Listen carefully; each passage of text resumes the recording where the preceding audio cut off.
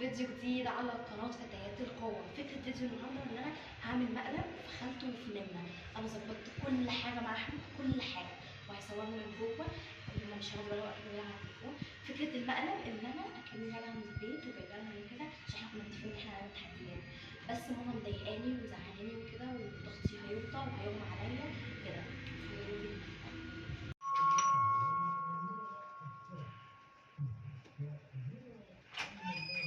جانا يا حبيبة قلبي، عاملة ايه؟ الحمد لله. حبيبي مالك مكشره في وش امي ليه كده؟ بس امي مزعقالي عشان عبد الله كده.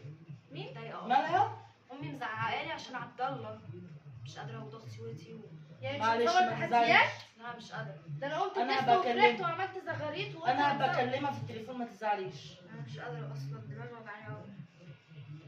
طب اعمل لك، اجيب لك حاجه ساعه تشربيها؟ لا انا هقوم اجيب ميه. طب اشربي ميه. ايه ده؟ جنى مالك يا جنى؟ بنتي يا جنى ميه. هاتي لها ميه بسرعه، هاتي لها ميه بسرعه. جنى